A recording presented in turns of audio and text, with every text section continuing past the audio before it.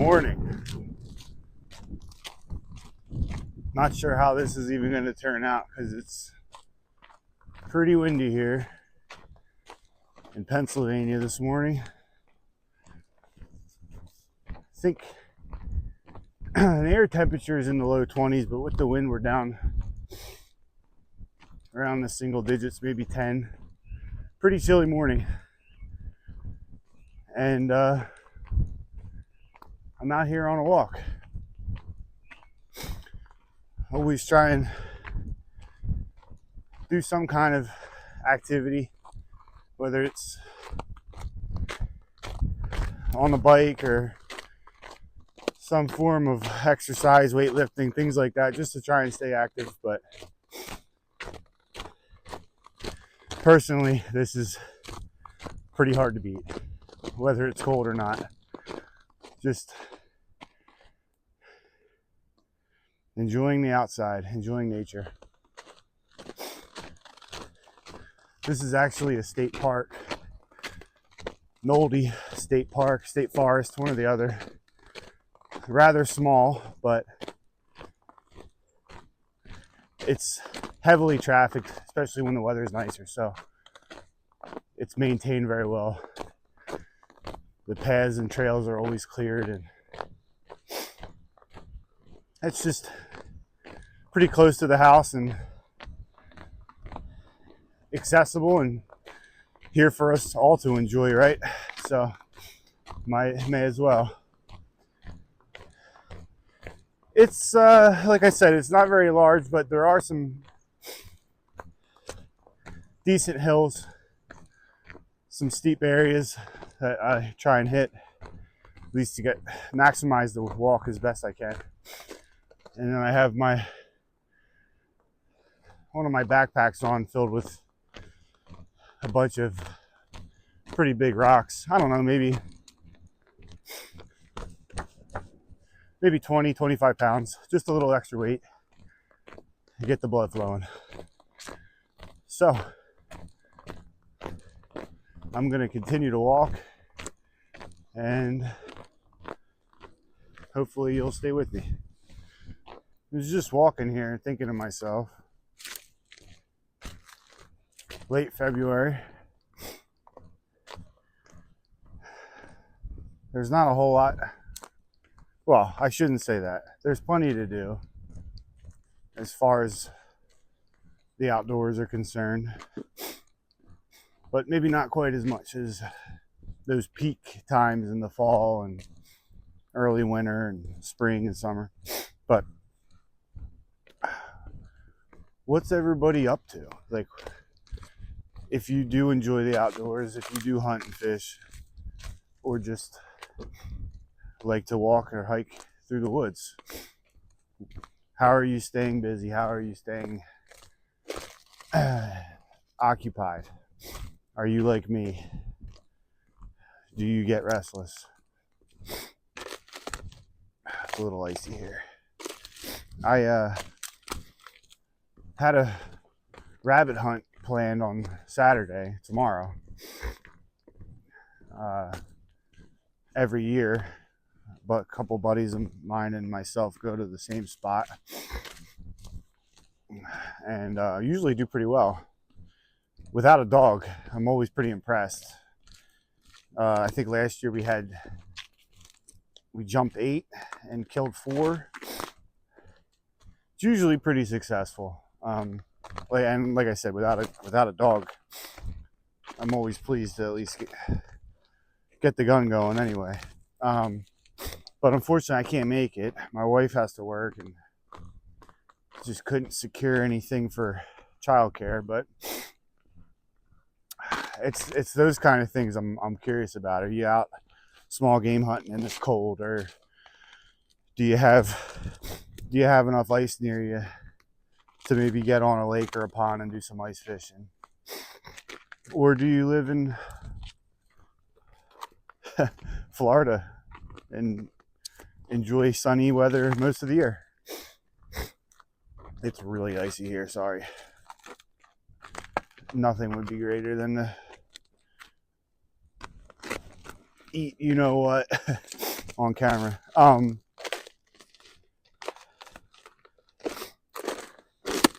I have a good friend of mine looking into we have a mutual friend who runs a golf course in a little bit more of a suburban / urban area, and they're having a hell of a time with the red fox problem over there. Red foxes are digging up their greens, digging up areas in the fairway, doing what foxes do, what red foxes do, but it just so happens to be on a golf course that some people pay lots of money to be a member of and are sick of seeing all the damage done by the foxes. So we're trying to navigate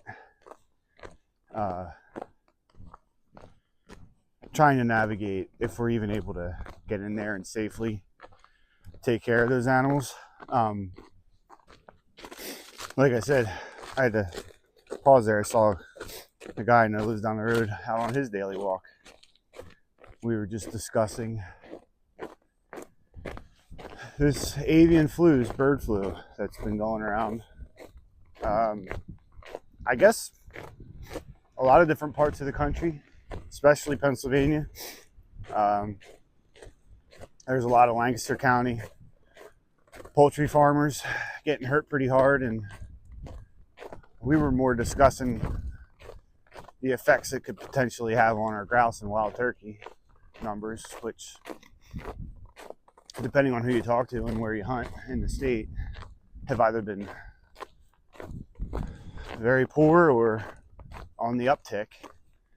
Of course, you'll always talk to people that say they're behind every tree. I've yet to find those woods. So, but yeah, we were just kind of wondering to ourselves what spring will look like as it quickly approaches. Spring Dollar will be here before we know it. I believe May 4th is opener this year in PA. Anyway, before that, I was discussing this potential fox situation at a relatively local golf course. It's not that close for me. It's about, it's just over an hour drive. I had considered putting traps out because that would be the most, I guess, least intrusive way to dispatch those foxes as far as people being hip to you being there. It's a tricky situation because we'd absolutely have permission from the staff at the golf course and all that, but there's homes that border the golf course, adjacent properties and things of that nature. And, you know, I don't know what it's like where you're at, but typically in this state, the closer you get to large urban areas or highly developed suburban areas, the more anti-hunter, anti-trapper, pretty much anything in the outdoors that involves taking game from that land and using it is frowned upon, and things like that. So we really got to be careful. I don't even know if we're going to be able to make it happen. I might have to just take the hike down there every day with the footholds, but that seems like a lot of time and gas for relatively, I don't want to say worthless, but anyone who's seen hide prices in the last few years would probably understand what I'm saying. So our real goal, our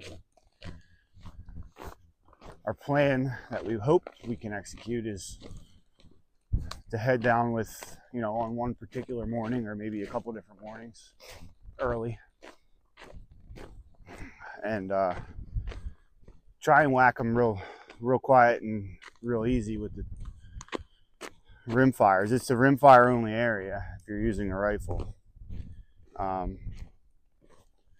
So I have a 22 Magnum Ruger 7722 in the 22 Magnum, and then I'm working on this Marlin 22. Try and get that up and running. And I have a suppressor. I have one suppressor, so we would be pretty quiet. But I don't even know if we can get it done yet. It's just still kind of in the works, and we're quickly approaching the end of fur bear, so we kind of got to get on that. But just the dog days of winter, finding stuff to do that doesn't involve the norm, sitting in a tree stand chasing turkeys, working some ducks and geese, all the fun stuff that's now over.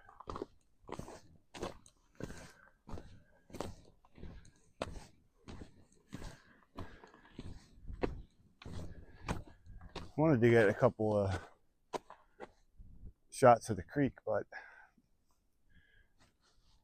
it is not only low, but pretty much froze over. As I said, this is a public state. I can't remember if it's a state park or state forest.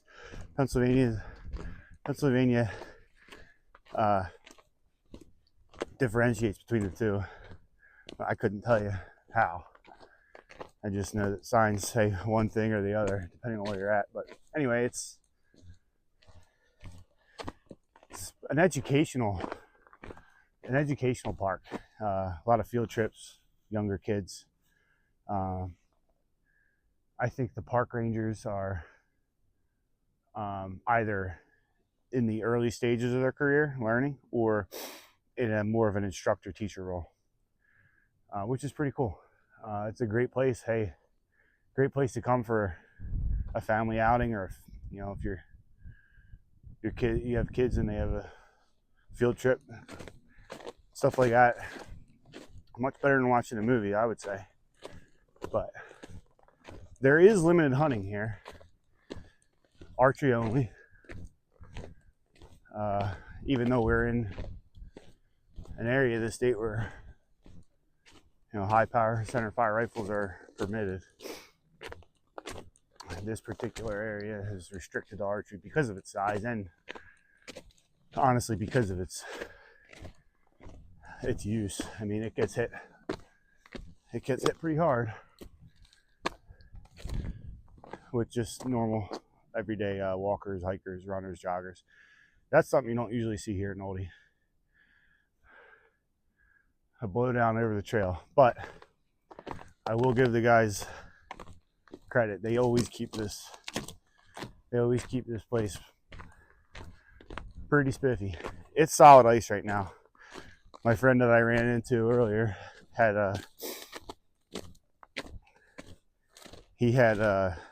man, I can't think of the name of them.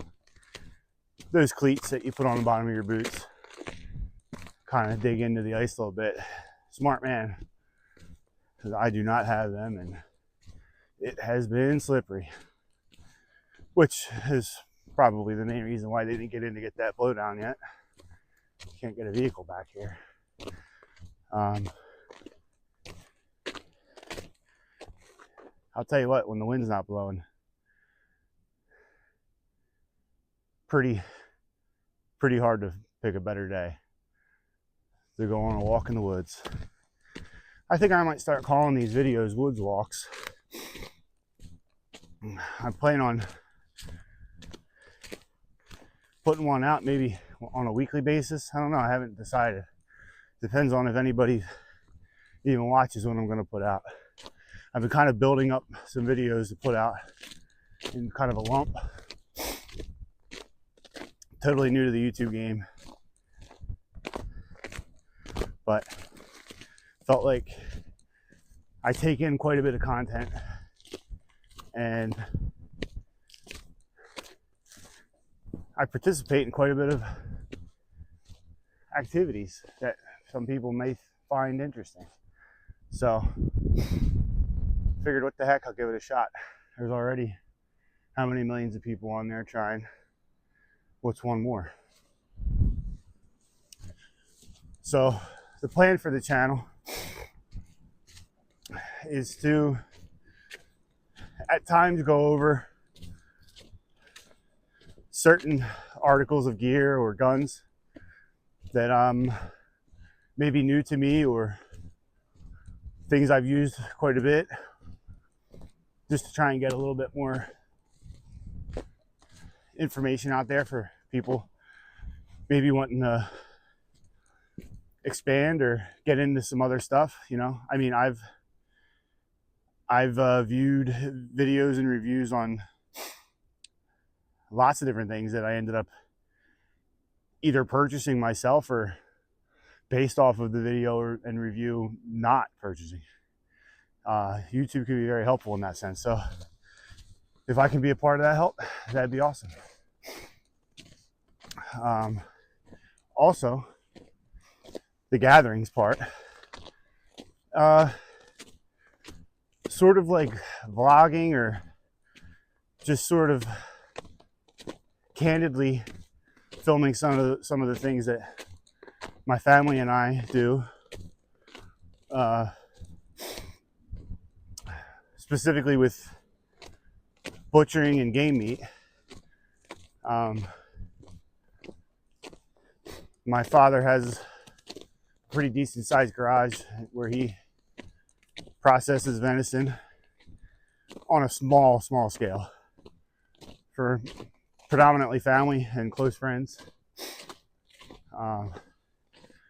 So that's a bit of a process, making those different items: snack sticks, ring bologna, summer sausage, things like that, jerky, of course. And I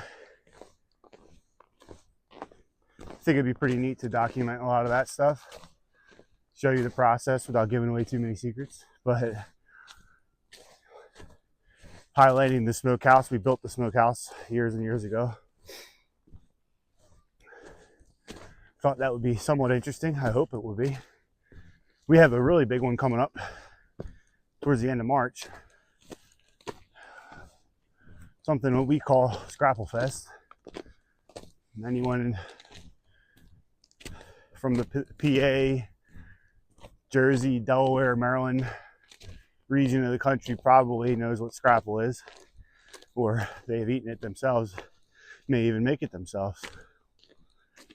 We've been making it on a pretty large scale for, man,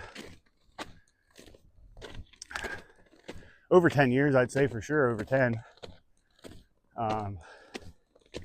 And as it's gotten better, which it has, the crowd has gotten bigger and the event has gotten bigger. Last year we roasted a pig during Scrapple Fest. I think we ended up with around maybe somewhere in between 300 and 400 pounds of scrapple we did that day. So yeah, that's coming up the end of March. I'm definitely gonna highlight that, put some content out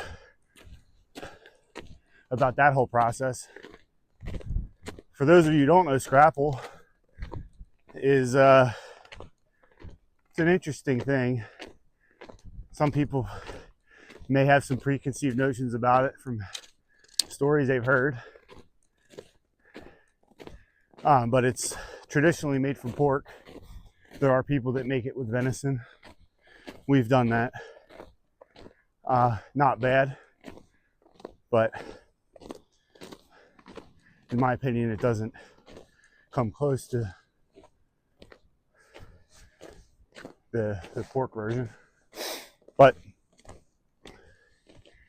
essentially, the word scrapple,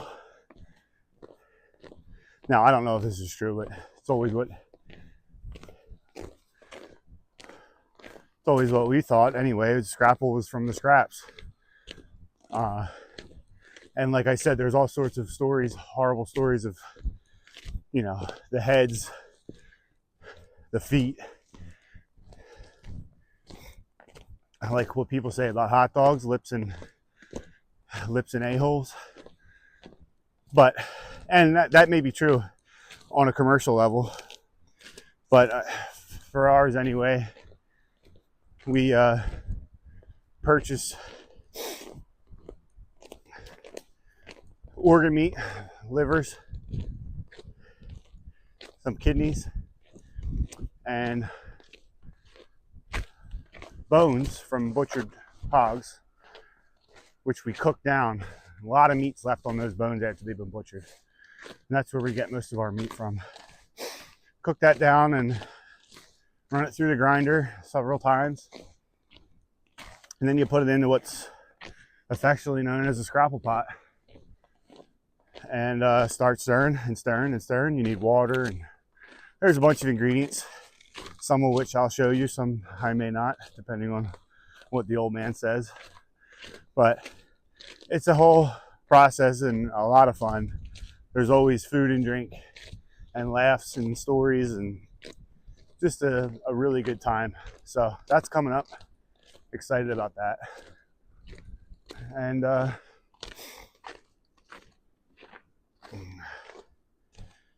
hopefully you guys will tune in and enjoy that, especially if you've never seen that process or you're not familiar with that meat. It's typically eaten as a breakfast meat.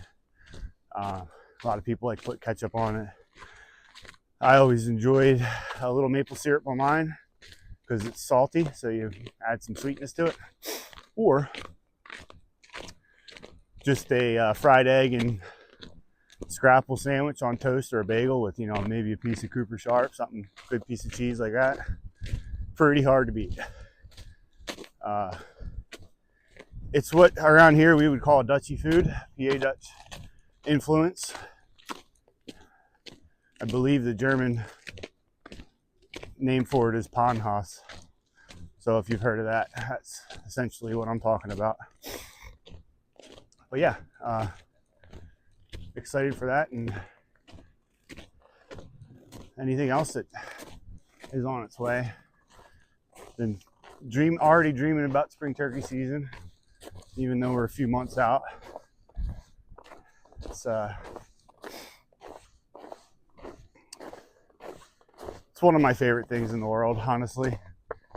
I grew up, well, introduced to turkey hunting through the fall. Fall turkey season used to be bigger than anything, as hard as that is to believe for some of you.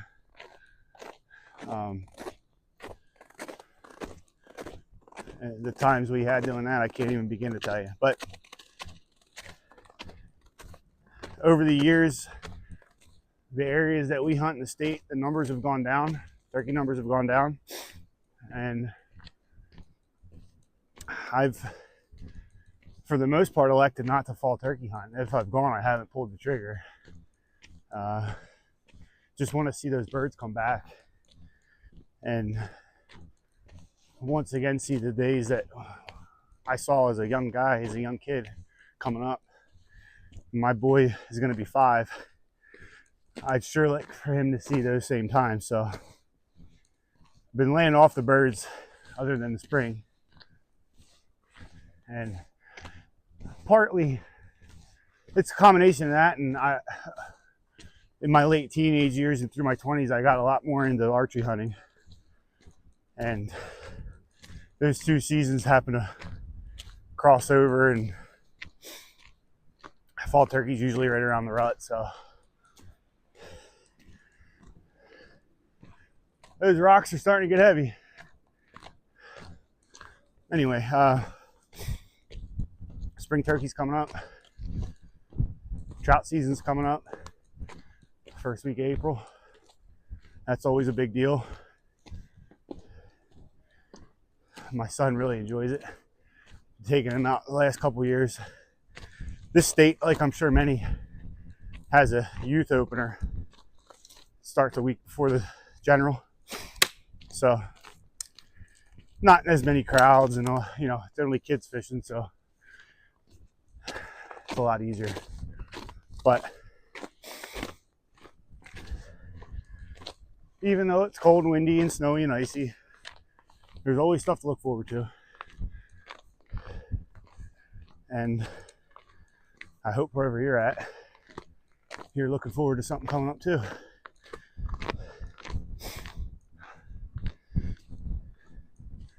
Something about the cold. I don't claim to be an Olympian or in any kind of crazy shape, but I do try and stay active. But I don't know, something about the cold, it takes my breath away going up hills.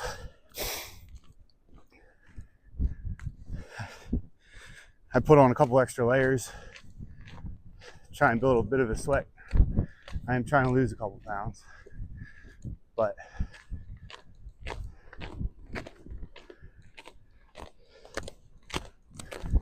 the hill was not crazy steep, but pretty gradual.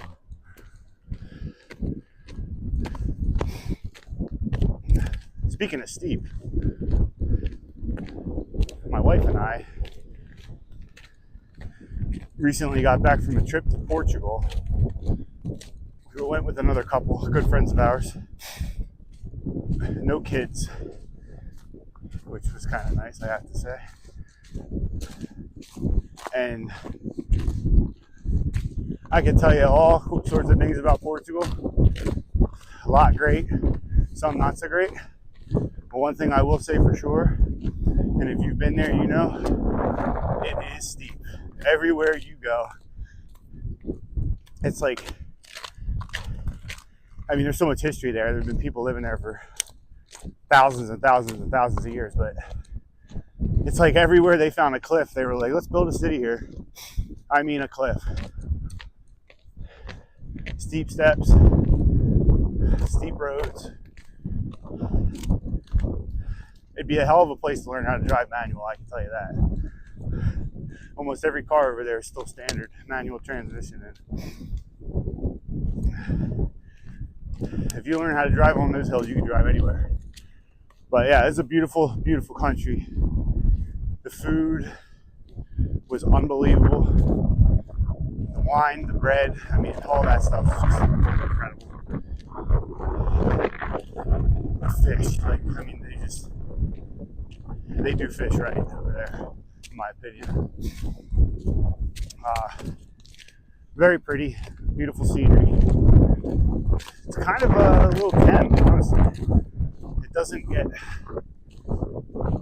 get hit with tourists as much as some of the other big countries over there in Europe.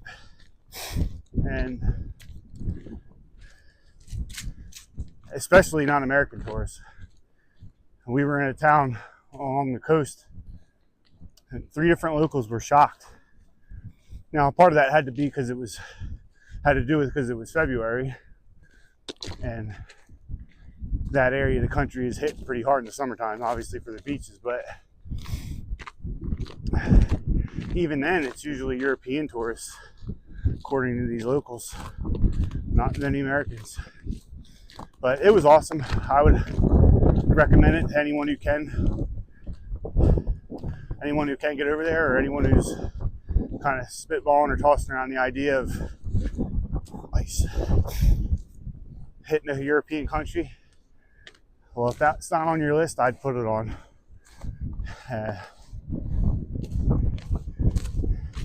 Especially if you like seafood and wine, excellent wine. It was on average, about 60 degrees and sunny over there when we were there. So, needless to say, we were sweating, having come from this climate. And the locals were all bundled up in their winter coats and hats. I had just a light long sleeve cotton t-shirt and a pair of shorts on at one point with sneakers. And they were just staring at me like I had lobsters crawling out of my head. Couldn't comprehend I told him, you know, what temperature it was when we left our house, which converted to Celsius was about 6 below. And they were just like, no way. we don't want any parts of that. Just interesting being a different part of the country or a different part of the world. I love talking to the people that are born there, from there, raised there, no matter where I go, just to hear perspective and hear thoughts about things that you would otherwise think about. Maybe they're very vocal about politics over there, and their own politics for sure, but especially American politics. And you know, I'm not a very travel guy. I've been to Canada, I've been to Mexico, I've been to quite a few states in our country. I mean, not quite half, but getting there. It's my first time in Europe, but I never realized how influential our political climate and scene is to the rest of the world. You see it on the news, you hear about it, but to actually, you know, sit in an Uber with a 20-something-year-old kid who's born and bred in Lisbon, Portugal, hear his 2, 3, 4 cents. It's interesting to say the least.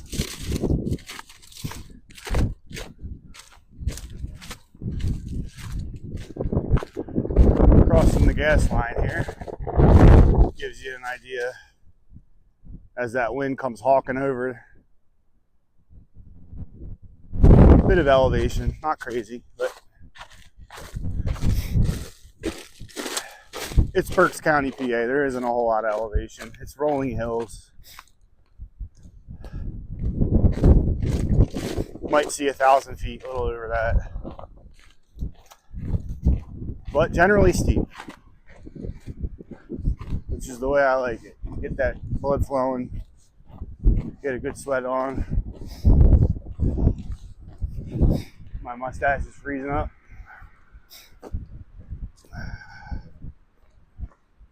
I'm kind of just filming as I go. I don't know how much of this I'm going to edit out. Almost died again. Need to get me some of those cleats, I guess. I know I've seen a bunch of stuff on YouTube where, you know, certain time length videos usually view better. People kind of lose track after about 12 to 15 minutes, which I can sympathize with that. I take in quite a bit of content on YouTube, and if it's not really compelling and really interesting after about 12, 15 minutes, you are checked out. So I'll probably edit a bunch of this out. But like I said, I'm learning on the fly. I'm learning as I go. I'm just hoping to reach some people out there that are interested in the things that I'm going to put on here, and not even necessarily like-minded, just looking to expand on what they already know or learn some new things. That's kind of like how I like to live my life. I don't know everything. Don't pretend to. And I love to learn about new things, especially different cultures. And you know, the first thing we did when we were in Portugal, we did a winery tour, and it was the country. I would call it the boonies, called the Douro Valley, named for the river that runs through it, the Douro. And I asked one of the guys at the winery if there's any hunting over there, because I'm always interested. You know, it's such a part of our culture in the United States.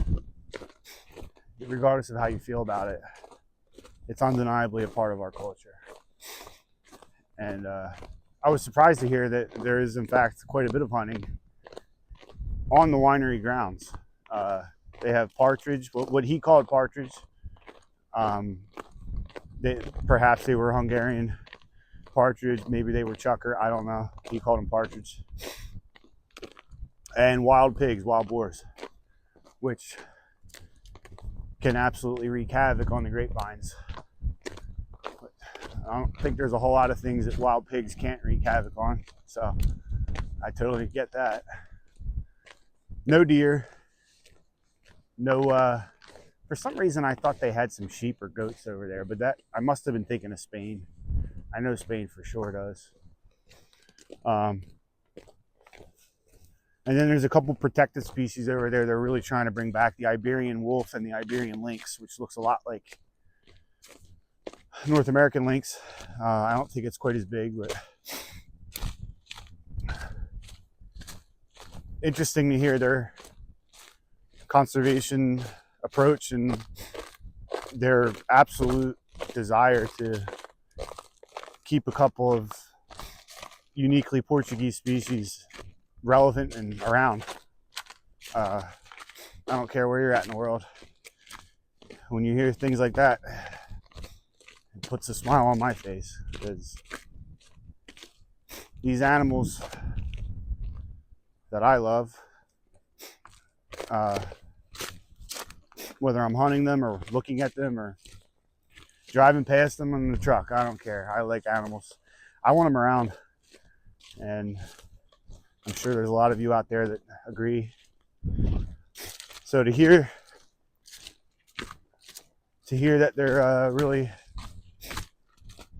working hard to keep a couple of species around over on the other side of the pond it's encouraging, and I hope more countries follow suit. You hear all the time our North American model is pretty much the pinnacle from an international standpoint of conservation. And that may be true. I don't have any reason to argue against it. You know, dating back to the turn of the 20th century when damn near everything was wiped out, and fast forwarding just over 100 years, you know, I was lucky enough to draw a cow elk permit in Pennsylvania last year, and on the fourth day of that hunt, I actually connected and was able to harvest a big old cow elk in Center County, PA. And you know, if you were to tell someone from, I don't know, 1925, 1930, that in a little less than 100 years that there was going to be a lottery hunt for elk in PA, people were going to shoot some of the biggest bull elk in the whole country, they'd probably laugh at you. And that's just one example in one state, how our conservation has gone the right way. So, something I'm always trying to keep up to date with, see what's going on in the rest of the country. Yeah, I hunt in PA, almost exclusively in PA, but my care for nature and wildlife doesn't end in those borders. You know,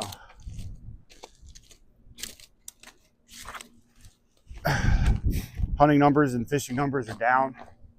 There was a spike during COVID, but they're back down to reality again, which has been trending downward for quite a few years now. And, you know, I don't want it to ever go away. I want generations to come to be able to enjoy what I got to enjoy and what my family members before me got to enjoy. So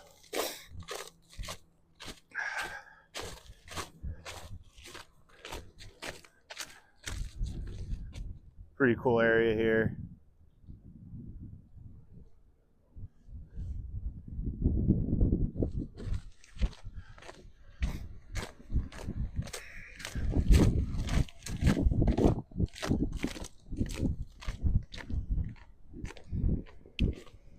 I wanted to talk about my boots as I slide and slip all over the place.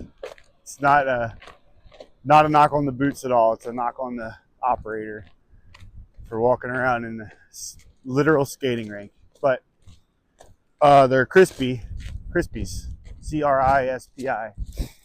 made in Italy. First time ever purchasing a pair.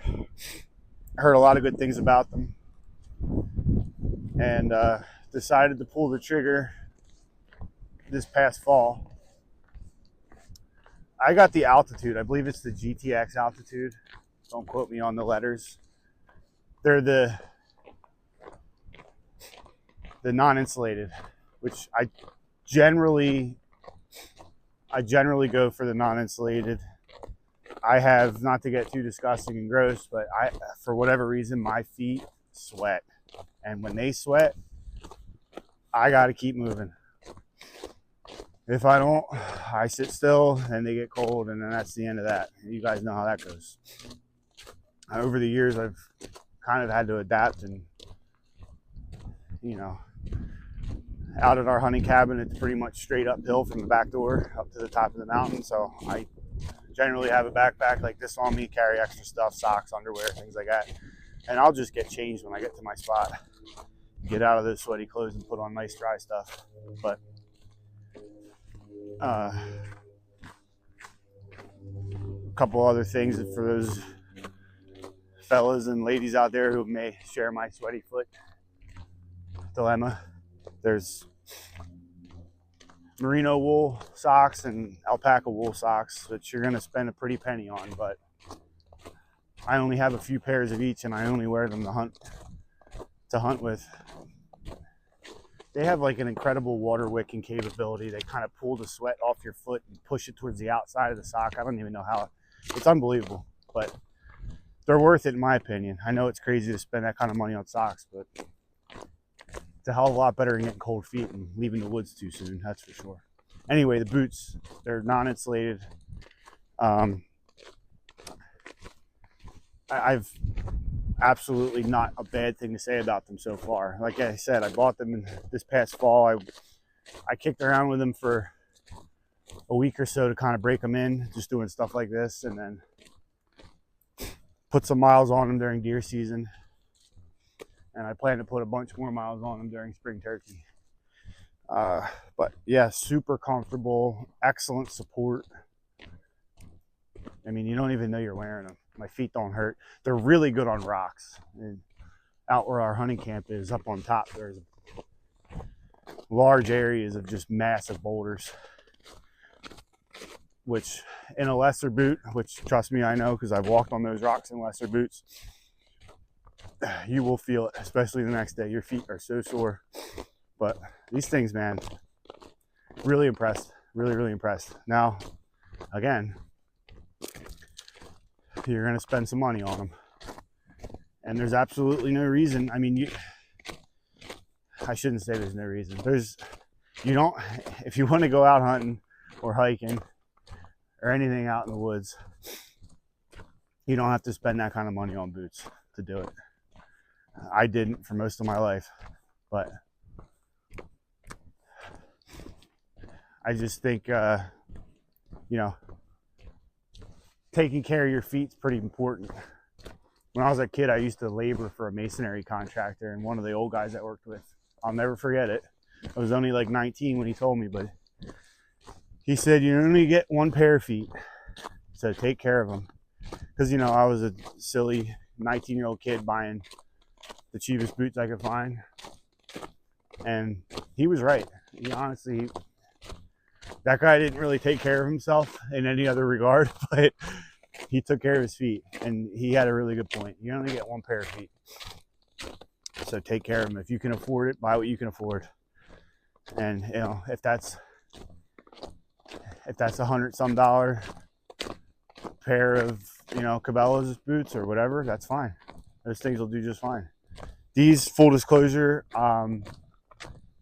they were like in the $350 range, $340, somewhere around there. I got them off the Meat Eater website because at the time they were doing a free shipping. So it wasn't any different price. Like if I would have bought them from any of the other big companies or from Crispy themselves, it would have cost the same. But at the the time that I bought the Meat Eater website was running a free shipping deal, so that was worth it for me. Yeah, they're excellent. Smell a red fox around here somewhere, or a den. Anyway, the other pair of boots I looked at were Kenetrex, even more money, and a couple of their boots, you're looking at like a 50 to 100 mile break-in, which doesn't scare me, but not everybody has time to do that. You know, a lot of people are buying boots, they're putting them on for the first time when they're walking to their tree stand on opening day of buck season. You know, that's a reality. That's a norm for a lot of people. And that kind of boot's not going to serve you in that capacity. So yeah, I always try and, coming back down the hill now, that's up where we were at the top of the pipeline. I always try and shop around, listen to what people say. You know, when I was on that elk hunt, that PA elk hunt, the guide that I had, he had a pair of Kenetrex and a pair of Crispies. So that was nice spending 4 or 5 days with him, kind of picking his brain on what he preferred. I would say getting the next level up, I believe, offers 400 grams of Thinsulate. Probably the best option for most people, because it is a walking boot. I mean, if you're gonna tree stand hunt or stump hunt, get in a blind, anything like that, and you don't have to walk terribly far to get to that spot. I mean, me personally, and I do that kind of hunting from time to time. I like wearing a pair of rubber boots. I have lacrosse. I've had mucks in the past. You know, they keep the scent down. They are warm. They keep you dry. If you're not moving around, they're perfect. I don't particularly like walking long distances in them, but that's just me. But I do try and stay relatively mobile, especially deer hunting in the mountains, like where our hunting cabin is. It's a lot different than hunting down here, down around home. It's a little bit more suburban. The deer are a little bit more acclimated to people. You can get away with a lot more than you can up there. And up there, I just try and play the wind and hit areas I know are heavily trafficked and try and cut deer off usually when they're headed from bedding to food or vice versa. So being able to move on the fly and do it comfortably is important to me. It's kind of why I got these boots. And I will wear them I'm wearing them right now for this little walk. I'll wear them all spring turkey season. They'll serve me in many different ways. So to me, it's worth it to kind of spend the money on something like that.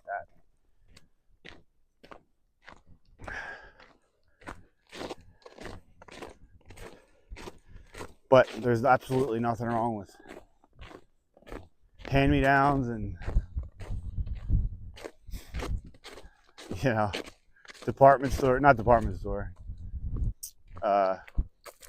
Goodwill, stuff like that. You can find a lot of different, Army, Navy, you can find a lot of stuff at places like that for very low cost and get out there and get hunting.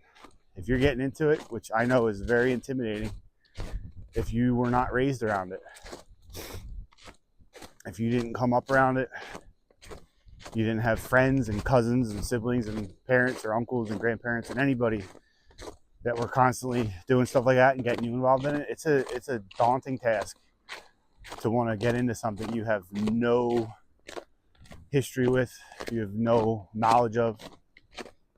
Now these days it's becoming easier and easier because of all the content out there on the internet. And there are some hunters out there, some of which I know, that are not particularly pleased with that because it puts more people in the woods. But I think that we're at a crossroads right now as outdoorswomen in this country. As much as it may annoy you to see a bunch of noobs out in the woods in your spot, I think the more people out there, the better right now. We need numbers. I could be wrong, but I could be right too. But yeah, it can be a very intimidating and daunting task. Going to a public shooting range for the first time and being around guys that have done this their whole lives, and walking up as a noob. I can imagine. Intimidating to say the least, but I encourage you, if you are in that group and you do have interest in getting out in the woods and shooting a grouse or shooting a deer, calling in a turkey,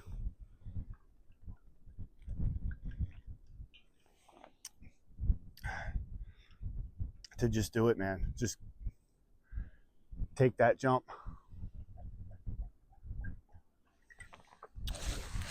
and go full in. You can't really putz around it. You got to go all in.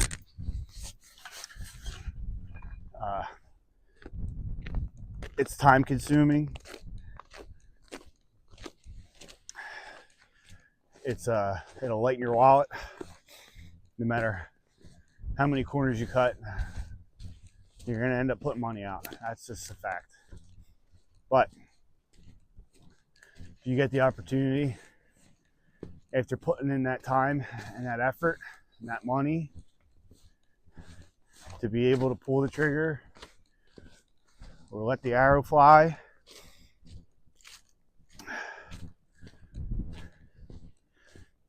put meat in the freezer or on the table that you went out and got yourself, you know where it came from, you know how it lived, how it survived, what it was eating.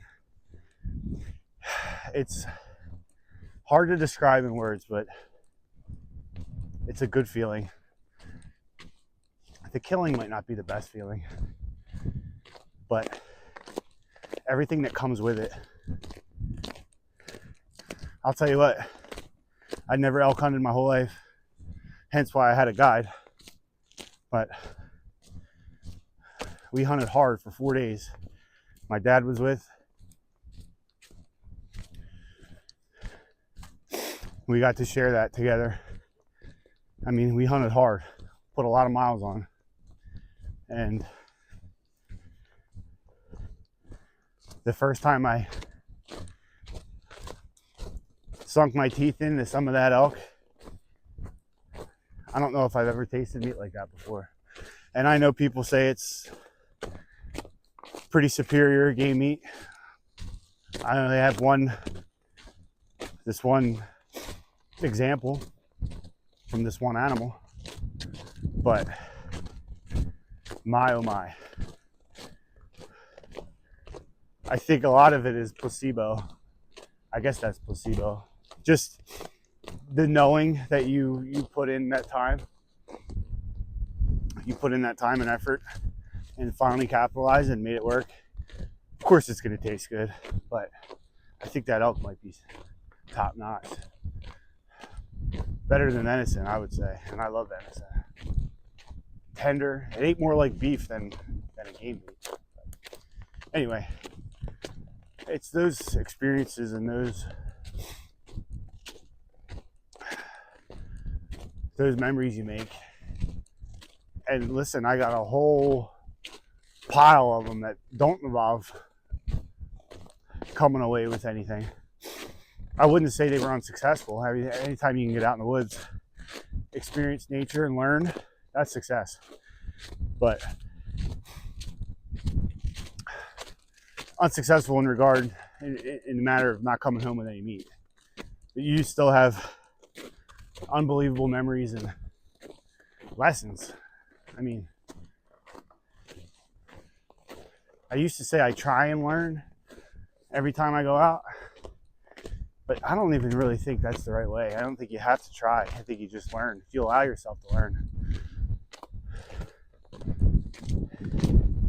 you will be schooled. Whether it's by deer, wild turkeys for sure. I've had Canada geese and ducks school me a few times too, coming in on decoys. So you learn and you learn and you learn.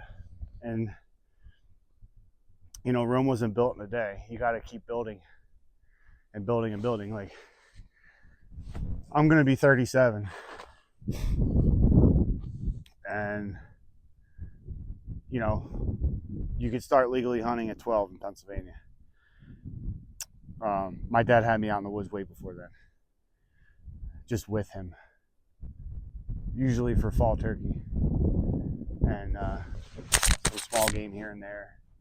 But that's I mean, over 30 years of